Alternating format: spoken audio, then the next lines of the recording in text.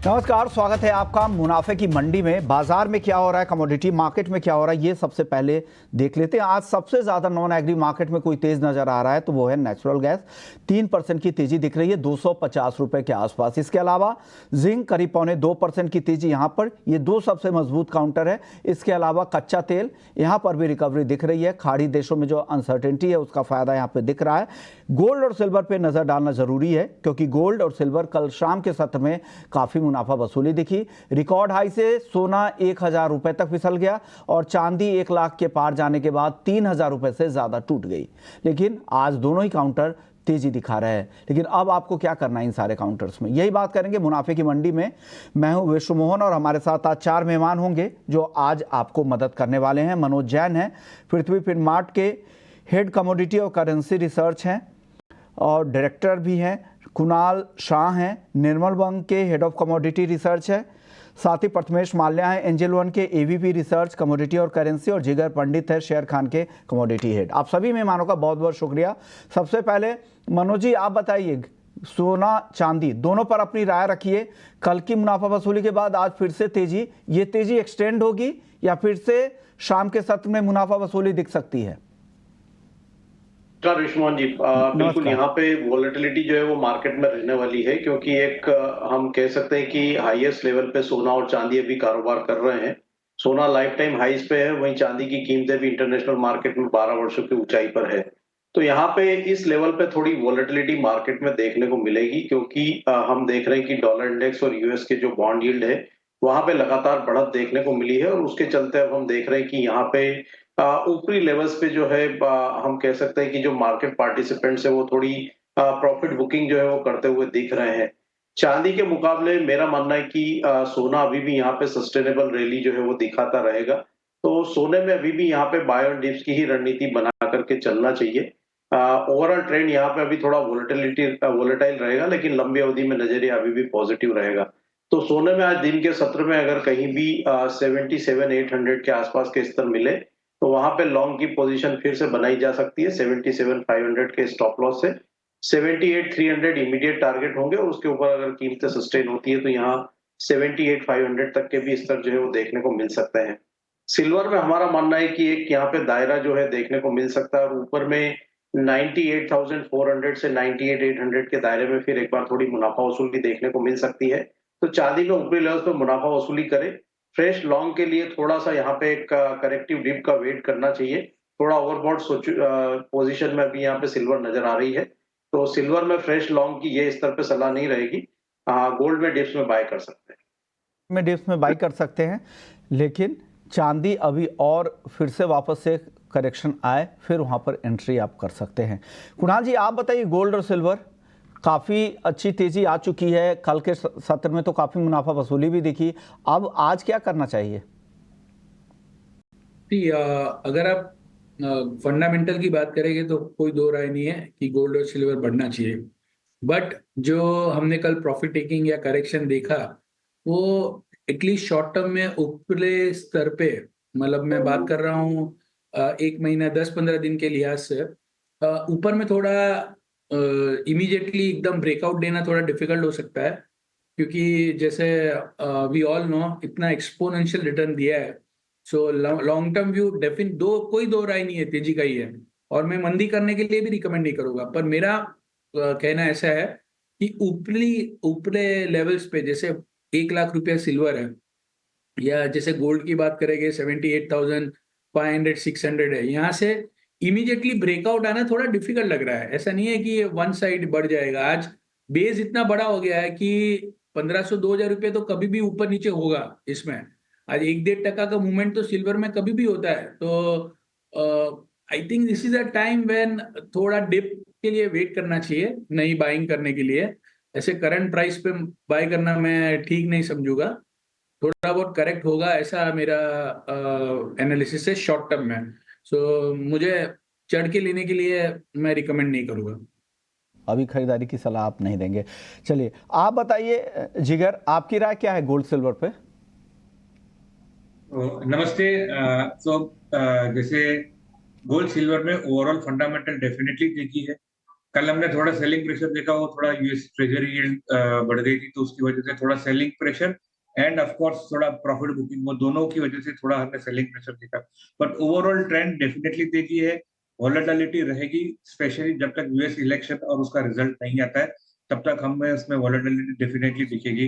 Dollar index का उसके ऊपर इम्पैक्ट आएगा, और डॉलर इंडेक्स का इम्पैक्ट सीधा गोल्ड सिल्वर पे आने वाला है, तो उसकी वजह से वॉलेटिलिटी रहेगी। बाय और डिप्स डेफिनेटली करना चाहिए लॉन्ग टर्म के लिए।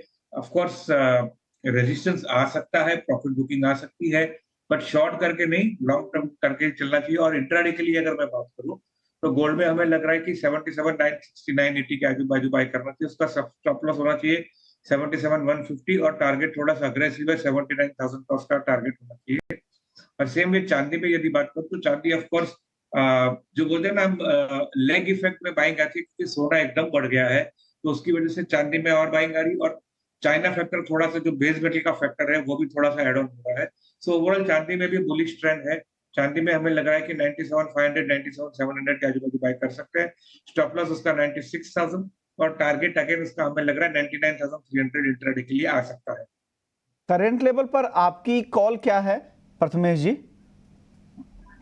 थिंक दोनों ही कमोडिटी हाईएस्ट प्राइस पॉइंट्स पे है, बेटर है ट्रेड ना करे, बट फिर भी अगर आपको ट्रेड करना ही है तो 7850 के करीब, 78,050 के करीब इसको बाय करना चाहिए। 77,970 का छोटा सा स्टॉप रखना चाहिए, और ऊपर में 78,250 के टारगेट रहेंगे। सिमिलरली सिल्वर में 97,300 के करीब दिसंबर वायदा बाय करना चाहिए, 96,900 का स्टॉप रखना चाहिए, ऊपर में 98,300 के टारगेट्स रहेंगे। क्लियरली स्टॉप लॉस लगाकर ही ये ट्रेड्स करना है, अदरवाइज इस दोनों काउंटर को छोड़ सकते हैं, बिकॉज पॉसिबल है करेक्शन या वोलेटिलिटी में आपके स्टॉप लॉसेस सेट हो जाए।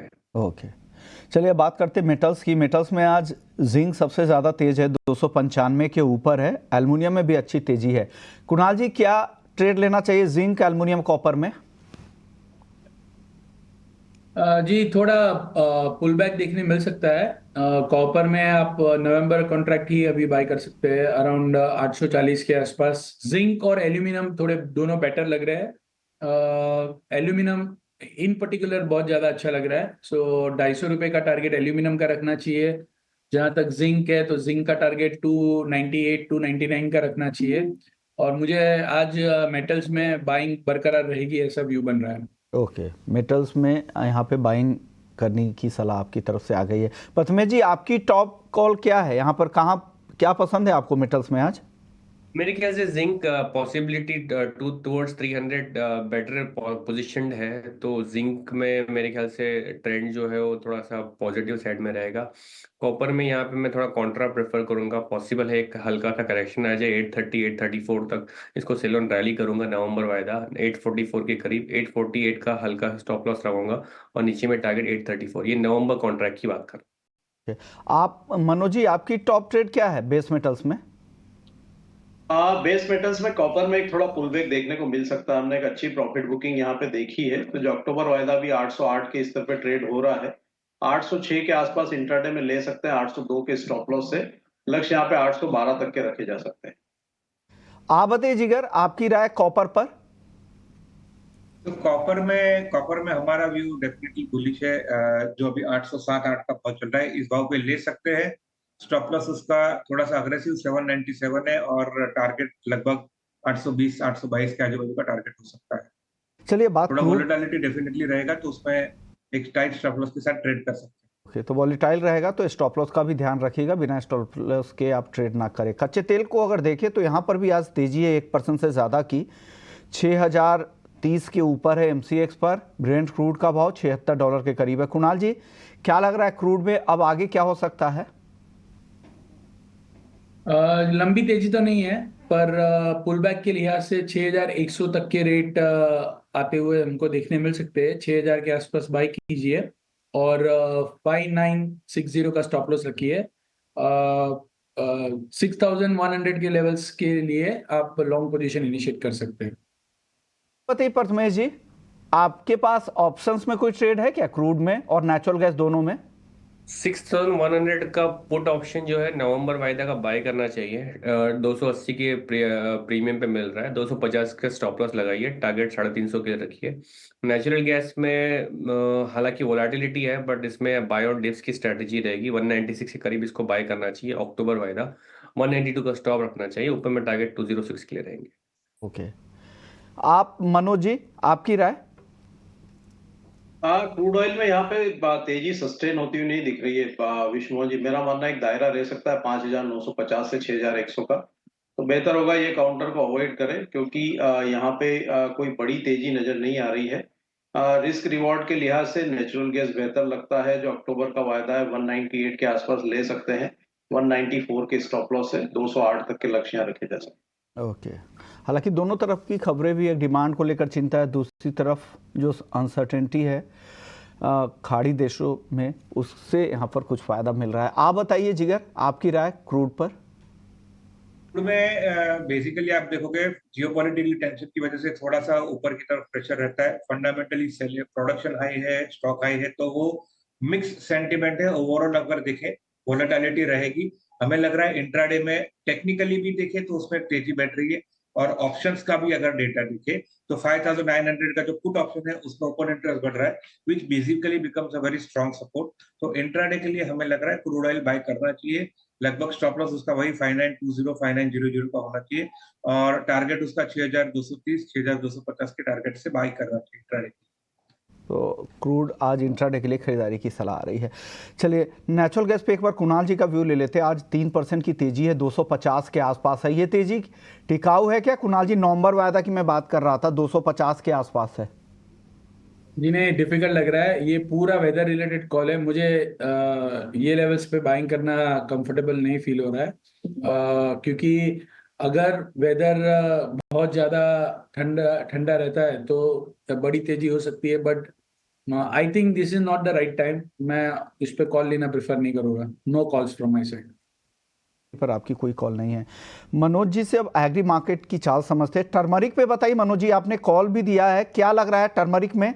यहाँ से क्या करें? काफी सुस्ती दिख रही, कल भी सुस्ती थी, आज भी 13,700 के आसपास ही घूम रहा है। कुछ तेजी या मंदी आगे दिख रही है आपको हल्दी में?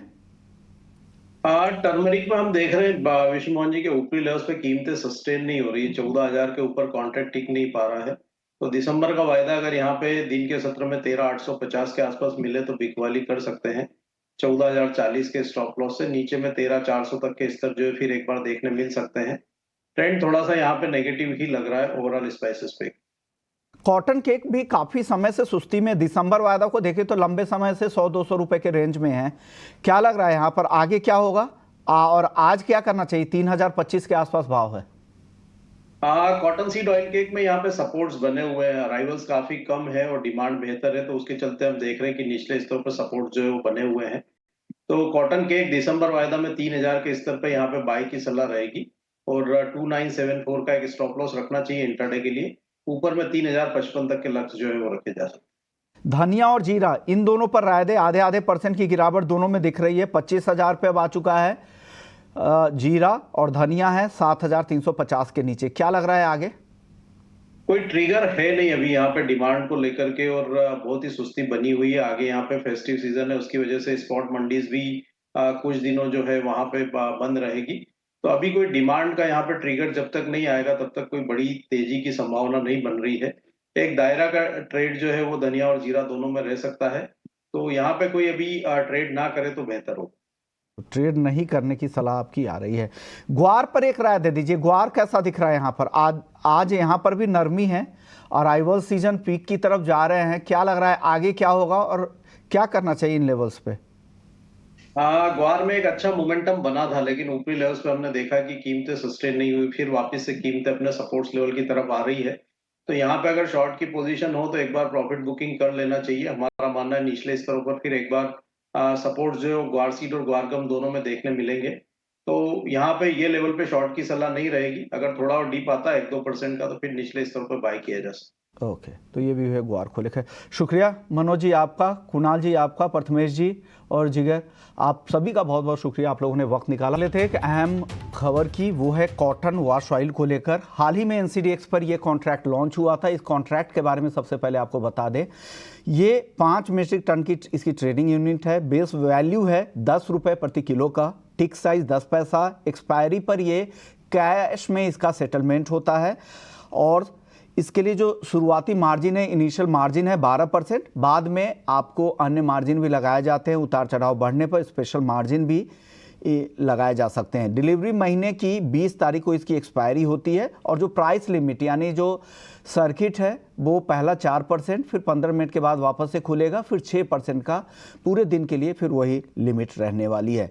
और एक और खबर आपको ये बता दूं कि कॉटन वॉश ऑयल होता क्या है, ये भी समझना आपके लिए ज़रूरी है। कॉटन वॉश ऑयल होता ये है कि कपास के बीजों से निकलने वाला ये तेल है, जिसका इस्तेमाल इंडस्ट्रियल इस्तेमाल भी है और इसकी रिफाइनरिंग के बाद अगर इसकी रिफाइनिंग हो जाती है फिर इसका घरेलू कामकाज में खाने के लिए भी इसका इस्तेमाल किया जाता है। तो ये तमाम मुद्दों पर है, लेकिन सवाल ये है कि इसके अलावा जो इससे जुड़ी हुई जो इंडस्ट्री है उनके लिए क्या क्या विकल्प मार्केट में मौजूद है और अगर वो इस बाज़ार में अगर काम कर रहे हैं तो उनके लिए क्या क्या रिस्क है और वो कैसे इस रिस्क को कम कर सकते हैं। इन्हीं मुद्दों पर हम खास तौर से आज चर्चा करेंगे। हमारे साथ गोपाल अग्रवाल हैं, एमडी हैं रिद्धि सिद्धि कमोडिटी के। शुक्रिया गोपाल जी, आपने वक्त निकाला हमारे दर्शकों को।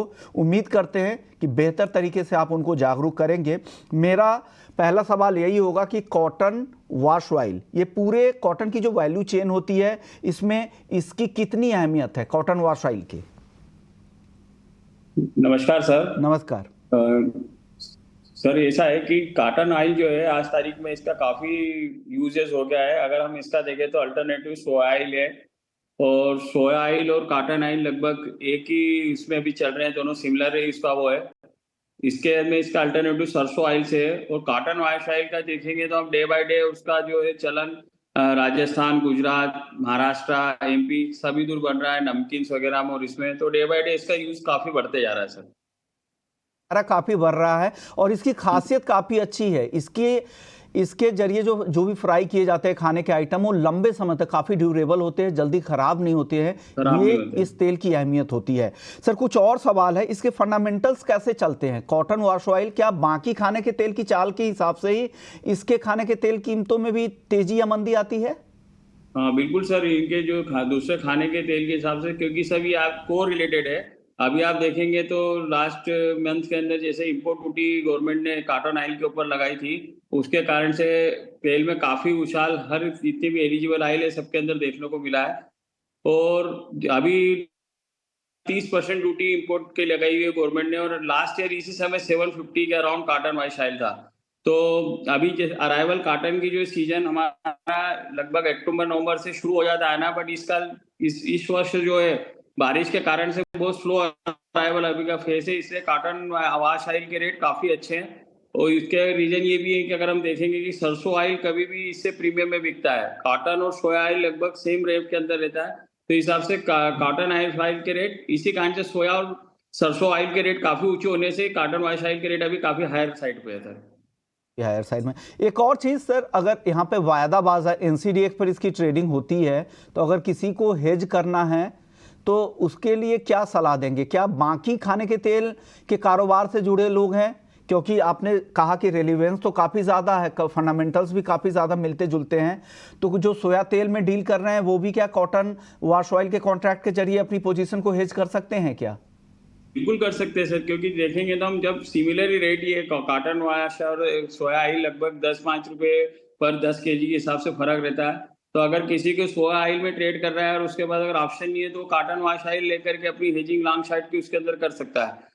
दूसरी बात ये देखेंगे सर कि कॉटन जो हेजिंग के लिए आपने बताया, तो आज समझो बहुत से अभी जैसे काफी अराइवल का प्रेशर ना होने से कॉटन वॉश ऑयल के रेट काफी ऊंचे बने हुए हैं। सेकंड थिंग, फेस्टिवल्स की डिमांड होने से भी कॉटन वॉश ऑयल के अंदर अभी डिमांड काफी अच्छी है। तो अगर किसी को अगर आपसे फ्यूचर के अंदर तो दिखते ही कि कॉटन वॉश ऑयल के रेट नीचे जाएंगे और अराइवल का प्रेशर भी काफी आएगा, तो उस हिसाब से हेज करके अपनी पोजीशन रख सकता है। सेकंड थिंग क्या होता है सर कि जैसे ऑयल मिलर्स रहता है, जैसे छोटे ऑयल मिलर्स है जो अपनी पोजीशन, अगर वो एक टैंकर पूरा अगर 10 टन 12 टन का जो होता है, अगर वो एक साथ रोशनी कर सकता है और उसको लगता है कि भाई मेरे पास आज वॉश ऑयल कम है, तो वो अपनी पोजीशन उससे जब तक उसका पूरा लोड रेडी नहीं होता है वो अपनी पोजीशन हेज कर सकता है।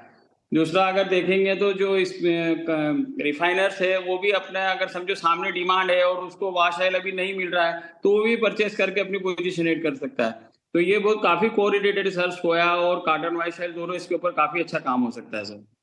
यहाँ पे क्रॉस हेजिंग भी कर सकते हैं, अगर सोया तेल के कारोबार से भी जुड़े हुए हैं तो भी आपके लिए बेनिफिट्स है। अगर आप डायरेक्ट इसी से जुड़े हुए हैं, इसके क्रशर हैं, कॉटन सीड्स के क्रशर हैं या फिर रिफाइनर है इस तेल के, तो भी आप इस्तेमाल कर सकते हैं। क्योंकि अगर आपको भविष्य में फ्यूचर्स में माल खरीदना है तो आपको लगता है कि दाम बढ़ भी सकते हैं या गिर भी सकते हैं, तो इसके हिसाब से आप अपनी वायदा में डेरिवेटिव मार्केट में अपनी पोजीशन बना सकते हैं ताकि उस रिस्क को कम कर सके और अपने फ़ायदे को, मुनाफे को आप लॉक कर सकते हैं। अगर आपके पास पहले से स्टॉक पड़ा हुआ है तो आपके लिए चिंता होती है कि भाव आगे क्या होगा, अगर गिर गए तो क्या होगा। आपके पास स्टॉक है, स्टोरेज कॉस्ट जा रहे हैं, आप पूरा मेंटेन कर रहे हैं उस स्टॉक को, फिर अगर गिर गए दाम तो क्या होगा। आप मुनाफे के लिए बैठे हुए हैं तो बेहतर होगा कि आप यहाँ पर शॉर्ट पोजीशन बना ले। अगर दाम अगर नीचे आ गए तो फिर आपको शॉर्ट पोजीशन से कमाई होगी, अगर दाम बढ़ गए तो शॉर्ट पोजीशन को आप काट दीजिए और आपके पास हाजिर के जो स्टॉक है उसके दाम तो बढ़ेंगे ही। तो इस तरह से आप अपनी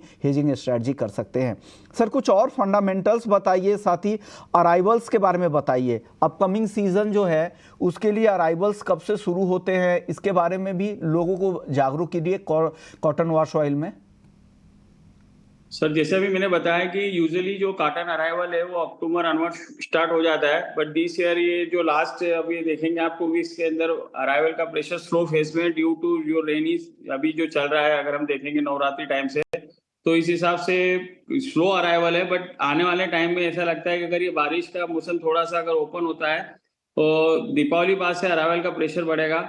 और अगर हम देखेंगे तो लास्ट ईयर से कॉटन की सोइंग परसेंटेज वाइज देखेंगे तो अराउंड 8 to 9% कम है, बट यील्ड वाइज इस बार काफी अच्छी है। सबके अपने अपने अलग अलग मत है, बट इस बार मुझे ऐसा लगता है कि इस बार कॉटन की फसल काफी अच्छी है, क्योंकि उससे टाइमली जो कॉटन के लिए स्टैंडर्ड क्लाइमेट चाहिए वो इस बार उसको मिला है। जब उसको बारिश के टाइम पे बारिश हुई है और उसको जब सनलाइट चाहिए था तब ऐसा रहा है, तो डिले हुआ है क्रॉप। बट मेरे हिसाब से देखेंगे तो कंपेयर टू लास्ट ईयर इस साल कॉटन की क्रॉप काफी अच्छी है। अगर हम 10 से 15 नवंबर के बाद में अराइवल का प्रेशर देखने को मिलेगा सर, और इस बार कपास के लॉन्ग टाइम तक मतलब अराइवल रहेगी, क्योंकि इस बार जो पिकिंग अगर हम देखेंगे जो पिकिंग 2 पिकिंग 3 पिकिंग होती थी, बट इस बार जो बारिश अच्छी होने से वाटर लेवल काफी अच्छा होने से यील्ड काफी अच्छा आएगा और किसान लॉन्ग टाइम तक कपास रखेगा।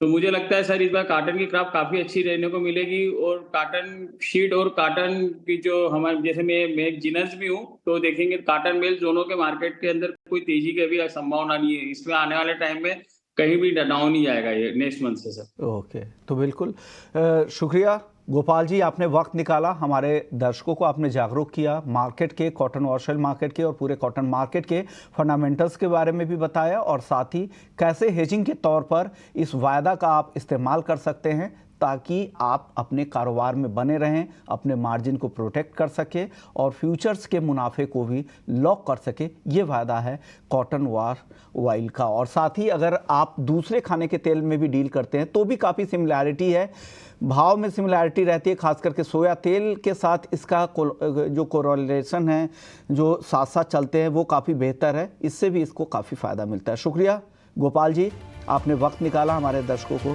पूरी डिटेल्स दी। इस खास पेशकश को ही समेटते हैं, लेकिन बाकी खबरों के लिए आप बने रहिए हमारे साथ। नमस्कार।